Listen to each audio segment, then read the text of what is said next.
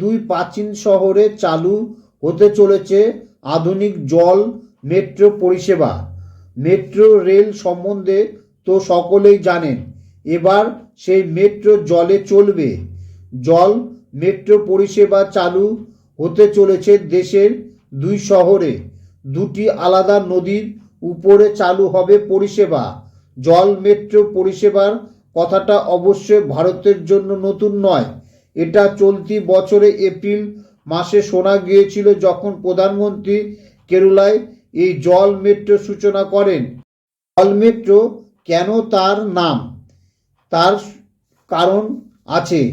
কেরলের তা হয়েছিল সেখানকার মেট্রো কর্তৃপক্ষের তত্ত্বাবধানে। সেখানে স্টেশন থেকে যে যানটি জলের উপর দিয়ে ছুটবে সেটি ছিল মেট্রো রেলের ধাঁচে। এমনকি চালকের কেবিনও ছিল প্রায় একই রকম দেখতে, স্টেশনও ছিল সেই ছোঁয়া। এবার সেই কেরালা থেকে কলকাতায় এলো বিশেষ ধরনের এই জলযান, যা দূষণ ছড়ায় না। জলের উপর ঢেউয়ে নামমাত্র তেল, অথচ গতি বেশ ভালো। কলকাতা কেরালা থেকে ওই জল মেট্রো জলযান নিয়ে আসা হলো, তা কলকাতায় চালু হচ্ছে না।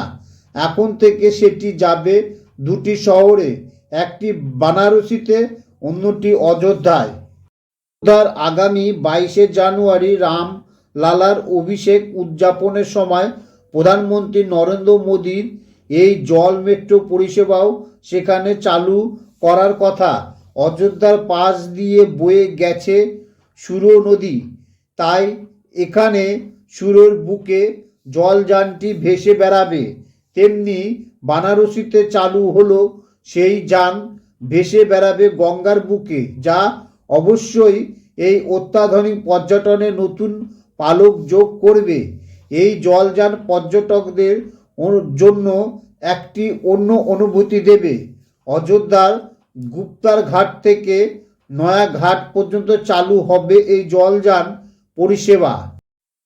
কোটি থেকে জাতির উদ্দেশ্যে দেশের প্রথম ওয়াটার মেট্রো উৎসর্গ করবেন প্রধানমন্ত্রী নরেন্দ্র মোদী। এই প্রকল্পে কোচি এবং তার আশেপাশের 10টি দ্বীপকে সংযুক্ত করবে। অন্য শহরের গণ পরিবহন ব্যবস্থা, অভিজ্ঞতা এবং যাতায়াতের স্বাচ্ছন্দ্যের দিক থেকে প্রচলিত মেট্রো ব্যবস্থার থেকে কোনো অংশেই কম নয়। বিশেষ করে কোচির মতো বন্দর শহরে এই ব্যবস্থা অত্যন্ত গুরুত্বপূর্ণ ভূমিকা নেবে বলে আশা করা হয়েছে। পিনারাই বিজয়ন জানিয়েছে, শীতাতপ নিয়ন্ত্রণ নৌকাগুলি সড়ক পরিবহনের জমজমাটের ভোগান্তি দূর করবে। শুধু তাই নয়, এই পরিবহন ব্যবস্থা অত্যন্ত সাশ্রয়ী এবং নিরাপদ।